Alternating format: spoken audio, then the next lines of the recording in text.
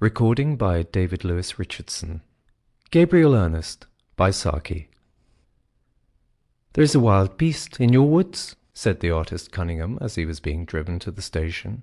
It was the only remark he had made during the drive, but as Van Cheele had talked incessantly, his companion's silence had not been noticeable. "A stray fox or two and some resident weasels, nothing more formidable," said Van Cheele. The artist said nothing. What do you mean about a wild beast?" said Van Cheele later when they were on the platform. "Nothing. My imagination. Here is the train," said Cunningham. That afternoon Van Cheele went for one of his frequent rambles through his woodland property. He had a stuffed bittern in his study, and knew the names of quite a number of wildflowers, so his aunt had possibly some justification in describing him as a great naturalist. At any rate, he was a great walker. It was his custom to take mental notes of everything he saw during his walks, not so much for the purpose of assisting contemporary science as to provide topics for conversation afterwards. When the bluebells began to show themselves in flower, he made a point of informing everyone of the fact. The season of the year might have warned his hearers of the likelihood of such an occurrence, but at least they felt that he was being absolutely frank with them.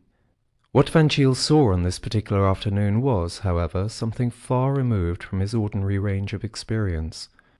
On the shelf of a smooth stone overhanging a deep pool in the hollow of an oak coppice, a boy of about 16 lay asprawl, drying his wet brown limbs luxuriously in the sun. His wet hair, parted by a recent dive, lay close to his head, and his light brown eyes, so light there was almost a tigerish gleam in them, were turned towards Van Cheele with a certain lazy watchfulness. It was an unexpected apparition, and Van Cheele found himself engaged in the novel process of thinking before he spoke. Where on earth could this wild-looking boy hail from? The miller's wife had lost a child some 2 months ago, supposed to have been swept away by the mill race, but that had been a mere baby, not a half-grown lad. "What are you doing there?" he demanded. "Obviously, sunning myself," replied the boy. "Where do you live?" "Here, in the woods." "You can't live in the woods," said Van Cheele. "They are very nice woods," said the boy with a touch of patronage in his voice. "But where do you sleep at night?" "I don't sleep at night. That's my busiest time." Van Cheele began to have an irritated feeling that he was grappling with a problem that was eluding him. "What do you feed on?" he asked. "Flesh," said the boy, and he pronounced the word with slow relish, as though he were tasting it. "Flesh? What flesh?" "Since it interests you. Rabbits, wildfowl, hares, poultry, lambs in the season, children when I can get any. They're usually too well locked in at night when I do most of my hunting. It's quite 2 months since I tasted child flesh." Ignoring the chaffing nature of the last remark, Van Cheele tried to draw the boy on the subject of possible poaching operations. "You're talking rather through your hat when you speak of feeding on hares." Considering the nature of the boy's toilet, the simile was hardly an apt one. "Our hillside hares aren't easily caught." "At night I hunt on 4 feet, was the somewhat cryptic response. "I suppose you mean you hunt with a dog," hazarded Van Cheele. The boy rolled slowly over onto his back and laughed a weird, low laugh that was pleasantly like a chuckle and disagreeably like a snarl. "I don't fancy any dog would be very anxious for my company, especially at night." Van Cheele began to feel that there was something positively uncanny about the strange-eyed, strange-tongued youngster. "I can't have you staying in these woods," he declared authoritatively. "I fancy you'd rather have me here than in your house," said the boy. The prospect of this wild and nude animal in Van Cheele's primly ordered house was certainly an alarming one. "If you don't go, I shall have to make you," said Van Cheele. The boy turned like a flash, plunged into the pool, and in a moment had flung his wet and glistening body halfway up the bank where Van Cheele was standing. In an otter the movement would not have been remarkable. In a boy, Van Cheele found it sufficiently startling. His foot slipped as he made an involuntarily backward movement, and he found himself almost prostrate on the slippery, weed-grown bank, with those tigerish yellow eyes not very far from his own. Almost instinctively he half raised his hand to his throat. The boy laughed again, a laugh in which the snarl had nearly driven out the chuckle, and then, with another of his astonishing lightning movements, plunged out of view into a yielding tangle of weed and fern. "What an extraordinary wild animal," said Van Cheele as he picked himself up, and then he recalled Cunningham's remark, "There is a wild beast in your woods."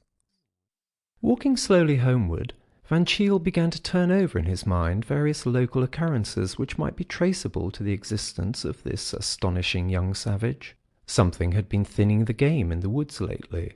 Poultry had been missing from the farms, hares were growing unaccountably scarcer, and complaints had reached him of lambs being carried off bodily from the hills. Was it possible that this young wild boy was really hunting the countryside in company with some clever poacher dogs?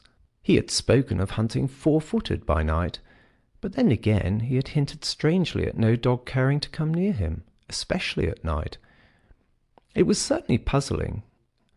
And then, as Van Cheele ran his mind over the various depredations that had been committed during the last month or two, he came suddenly to a dead stop, alike in his walk and his speculations. The child missing from the mill 2 months ago, the accepted theory was that it had tumbled into the mill race and been swept away, but the mother had always declared she had heard a shriek on the hillside of the house, in the opposite direction from the water. It was unthinkable, of course, but he wished that the boy had not made that uncanny remark about child flesh eaten 2 months ago. Such dreadful things should not be said even in fun. Van Cheele, contrary to his usual wont, did not feel disposed to be communicative about his discovery in the wood. His position as a parish councillor and justice of the peace seemed somehow compromised by the fact that he was harbouring a personality of such doubtful repute on his property. There was even a possibility that a heavy bill of damages for raided lambs and poultry might be laid at his door. At dinner that night he was quite unusually silent. "Where's your voice gone to?" said his aunt. "One would think you had seen a wolf." Van Cheele, who was not familiar with the old saying, thought the remark rather foolish. If he had seen a wolf on his property, his tongue would have been extraordinarily busy with the subject. At breakfast next morning, Van Cheele was conscious that his feeling of uneasiness regarding yesterday's episode had not wholly disappeared, and he resolved to go by train to the neighbouring cathedral town, hunt up Cunningham, and learn from him what he had really seen that prompted the remark about a wild beast in the woods.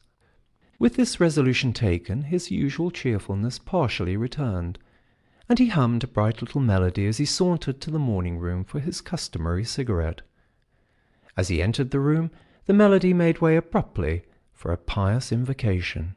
Gracefully asprawl on the ottoman, in an attitude of almost exaggerated repose, was the boy of the woods. He was drier than when Van Cheele had last seen him, but no other alteration was noticeable in his toilet. "How dare you come here?" asked Van Cheele furiously. "You told me I was not to stay in the woods," said the boy calmly. "But not to come here? Supposing my aunt should see you?" And, with a view to minimizing that catastrophe, Van Cheele hastily obscured as much of his unwelcome guest as possible under the folds of a Morning Post. At that moment his aunt entered the room. "This is a poor boy who has lost his way, and lost his memory. He doesn't know who he is or where he's from," explained Van Cheele desperately, glancing apprehensively at the waif's face to see whether he was going to add inconvenient candour to his other savage propensities. Miss Van Cheele was enormously interested. "Perhaps his underlinen is marked," she suggested. He seems to have lost most of that too," said Van Cheele, making frantic little grabs at the Morning Post to keep it in its place. A naked, homeless child appealed to Miss Van Cheele as warmly as a stray kitten or derelict puppy would have done. "We must do all we can for him," she decided, and in a very short time a messenger, dispatched to the rectory where a page-boy was kept, had returned with a suit of pantry clothes and the necessary accessories of shirt, shoes, collar, etc. Clothed, clean and groomed, the boy lost none of his uncanniness in Van Cheele's eyes, but his aunt found him sweet. "We must call him something, till we know who he really is," she said. "Gabriel Ernest, I think. Those are nice, suitable names." Van Cheele agreed, but he privately doubted whether they were being grafted onto a nice, suitable child. His misgivings were not diminished by the fact that his staid and elderly spaniel had bolted out of the house at the first incoming of the boy, and now obstinately remained shivering and yapping at the farther end of the orchard, while the canary, usually as vocally industrious as Van Cheele himself, had put itself on an allowance of frightened cheeps. More than ever he was resolved to consult Cunningham without loss of time. As he drove off to the station, his aunt was arranging that Gabriel Ernest should help her to entertain the infant members of her Sunday school class at tea that afternoon. Cunningham was not at first disposed to be communicative. "My mother died of some brain trouble," he explained, "so you will understand why I am averse to dwelling on anything of an impossibly fantastic nature that I may see, or think that I may have seen." "But what did you see?" persisted Van Cheele. "What I thought I saw was something so extraordinary that no really sane man could dignify it with the credit of having actually happened. I was standing, the last evening I was with you, half hidden in the hedge-growth by the orchard gate, watching the dying glow of the sunset. Suddenly I became aware of a naked boy, a bather from some neighbouring pool I took him to be, who was standing out on the bare hillside, also watching the sunset. His pose was so suggestive of some wild faun of pagan myth that I instantly wanted to engage him as a model. And in another moment I think I should have hailed him. But just then the sun dipped out of view, and all the orange and pink slid out of the landscape, leaving it cold and grey. And at the same moment an astonishing thing happened. The boy vanished too." "What, vanished into nothing?" asked Van Cheele excitedly. "No, that is the dreadful part of it," answered the artist. "On the open hillside where the boy had been standing a second ago stood a large wolf, blackish in colour, with gleaming fangs and cruel yellow eyes. You may think—" But Van Cheele did not stop for anything as futile as thought. Already he was tearing at top speed towards the station. He dismissed the idea of a telegram. "Gabriel Ernest is a werewolf," was a hopelessly inadequate effort at conveying the situation, and his aunt would think it a code message to which he had omitted to give her the key. His one hope was that he might reach home before sundown. The cab, which he chartered at the other end of the railway journey, bore him with what seemed exasperating slowness along the country roads, which were pink and mauve with the flush of the sinking sun. His aunt was putting away some unfinished jams and cake when he arrived. "Where is Gabriel Ernest?" he almost screamed. "He was taking the little Toop child home," said his aunt. "It was getting late, so I thought it wasn't safe to let it go back alone. What a lovely sunset, isn't it?" But Van Cheele, although not oblivious of the glow in the western sky, did not stay to discuss its beauties.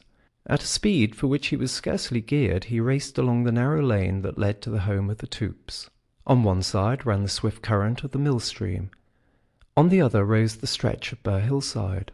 A dwindling rim of red sun showed still on the skyline, and the next turning must bring him in view of the ill-assorted couple he was pursuing.